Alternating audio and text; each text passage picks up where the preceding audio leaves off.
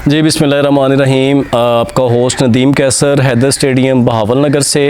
इस वक्त जो है आज हम एक बड़े सीरियस टॉपिक पे गुफ्तगू करेंगे। बहुत सारी जगहों पे हमने बहुत सारी वीडियोस भी रिकॉर्ड की और आपने डिफरेंट लोगों को भी सुना होगा कि पाकिस्तान के अंदर जो स्पोर्ट्स का मुस्तकबिल जो कि आपको गैर यकीनी नज़र आता है और आपको एक ख़ास फील्ड के अलावा कुछ ज़्यादा फील्ड्स के अंदर कामयाब स्पोर्ट्समैन जो पाकिस्तान की नुमाइंदगी करते हुए विक्ट्री स्टैंड पे खड़े हैं वो भी कुछ ज़्यादा तादाद नहीं मिलती। आप ओलंपिक्स में देखें हमारे बहुत थोड़े प्लेयर हैं जो क्वालिफाई करते हैं, बाकी वाइल्ड कार्ड एंट्रीज़ होती हैं।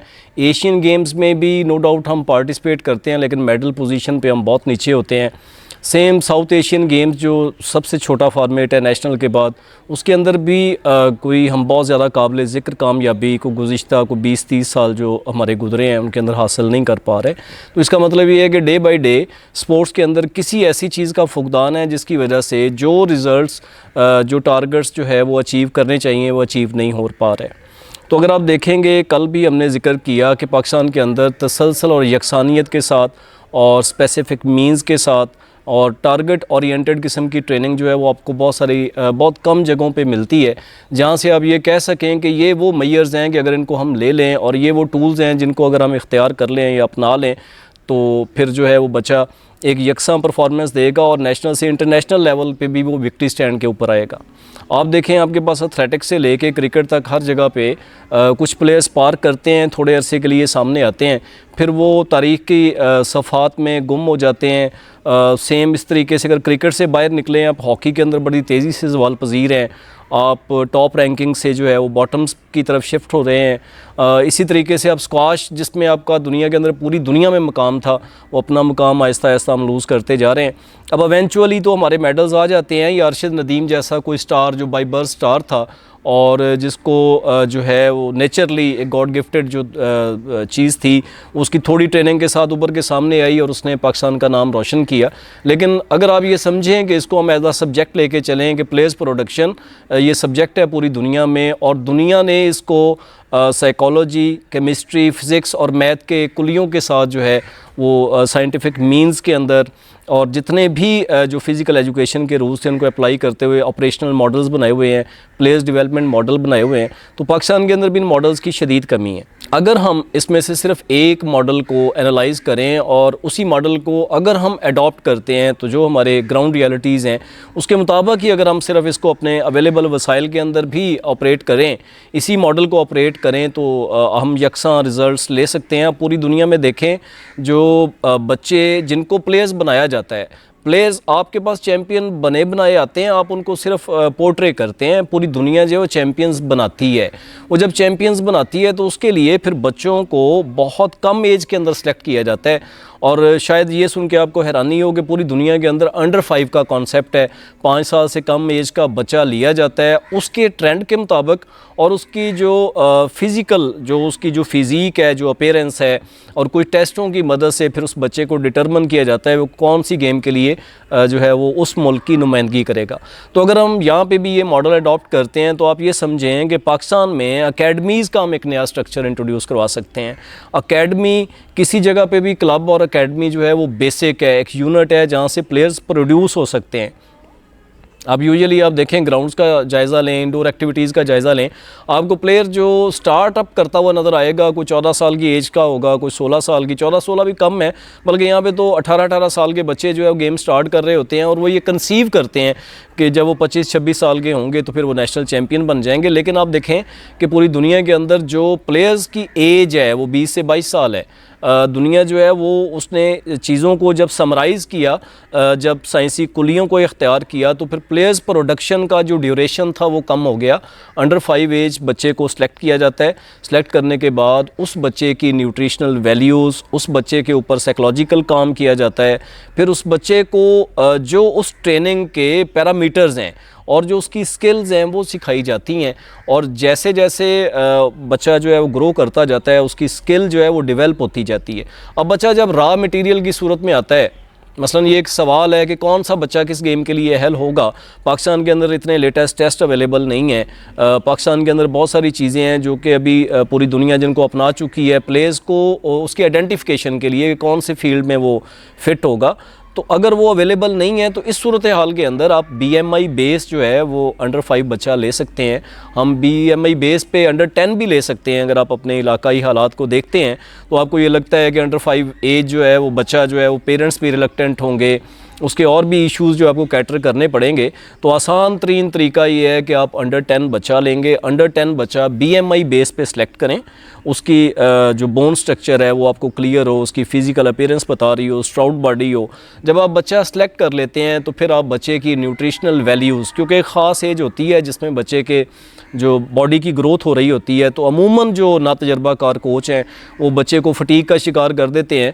बच्चा जो है वो जब तक प्लेयर बनना होता है, जिस एज के अंदर उसके फाइबर्स जो है वो बिल्ड हो रहे होते हैं, उसका बोन स्ट्रक्चर डेवलप हो रहा होता है, तो उसको ओवरलोड करके जो कोच है उसकी परफॉर्मेंस के चक्कर में बच्चे को 18-19 साल की उम्र में ज़ाया कर देते हैं और उसके फ़िज़िकल मसाइल आ जाते हैं, जिसकी वजह से वो चाहते हुए भी बच्चा मेहनत करके भी प्लेयर नहीं बन सकता।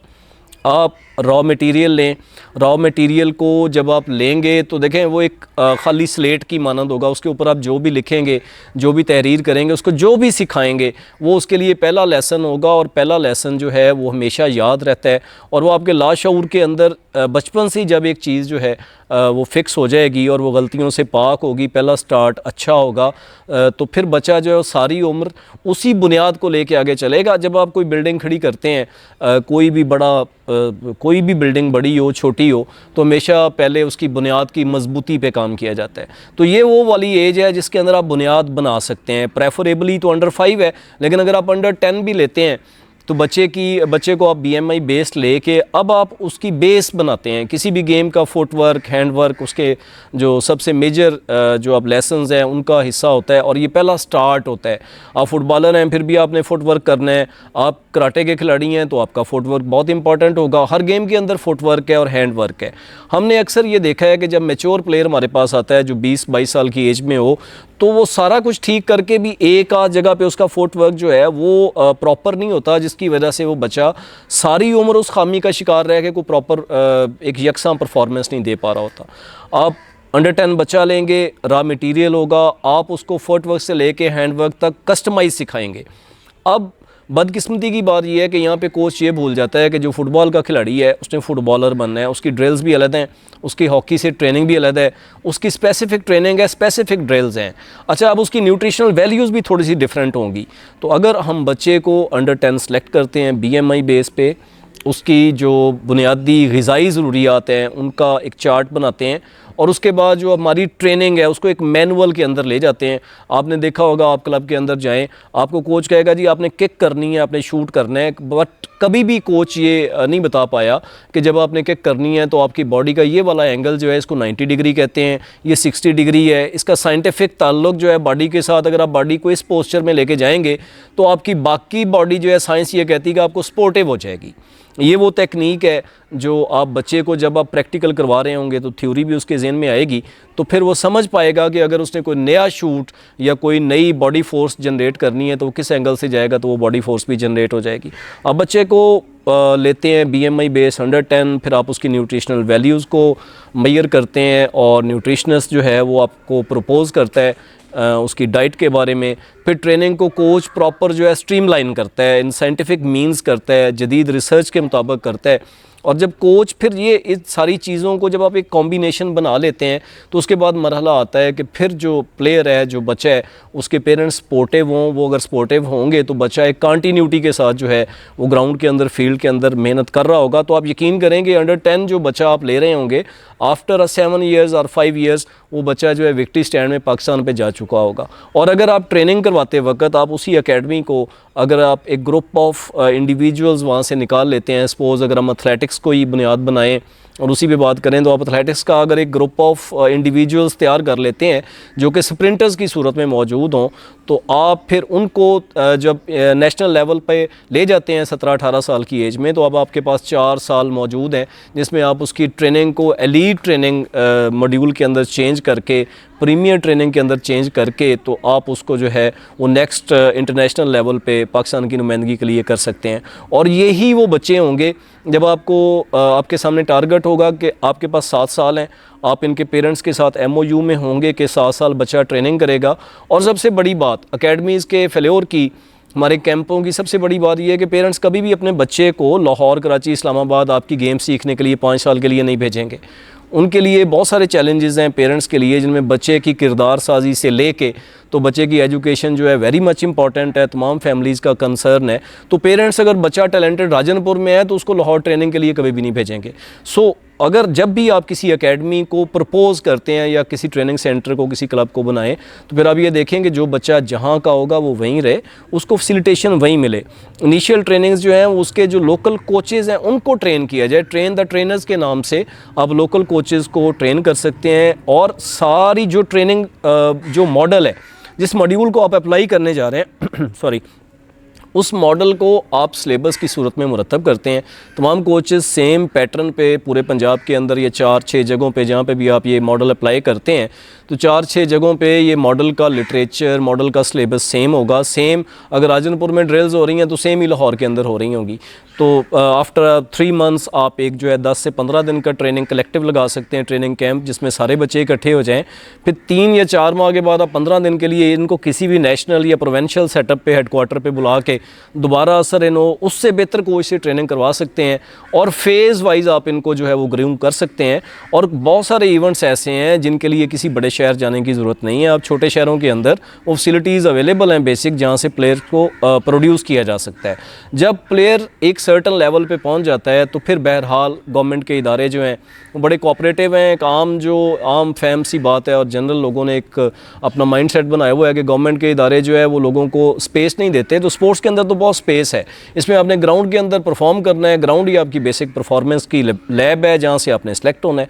सो बच्चे अगर एक एकेडमी के अंदर अंडर 10 बच्चे लेके आप उनको 7 साल के अंदर रिफ़ाइन करते हैं, तो आपके पास वो खेप अवेलेबल होगी जो सिस्टमेटिक होगी। एक पूरे सिस्टम से जब गुजरी हुई होगी तो आपके पास उनका डिजिटल रिकॉर्ड होगा जो बताएगा कि जब ये बच्चा एज अ बैट्समैन ग्राउंड के अंदर उतरेगा तो इसकी एवरेज परफॉर्मेंस ये होगी, और जो कि पूरे सिस्टम ने उसको जनरेट किया हुआ होगा।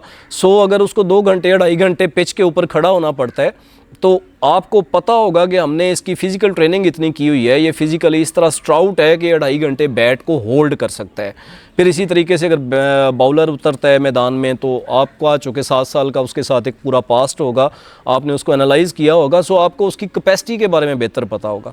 सेम अगर कराटे का प्लेयर जो है वो ग्राउंड के अंदर उतर रहा होगा, तो 7 साल का जो पास्ट एक्सपीरियंस और जो ट्रेनिंग का मॉडल है वो डिटरमिन कर चुका होगा कि इसके अंदर जो एनर्जी और एजिलिटी जो है वो इस लेवल की है, तो इसकी ये परफॉर्मेंस आएगी।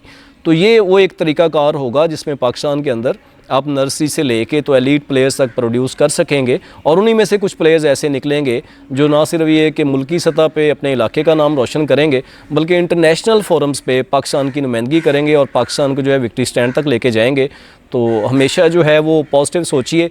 नदीम कैसर, हैदर स्टेडियम, बहावलनगर।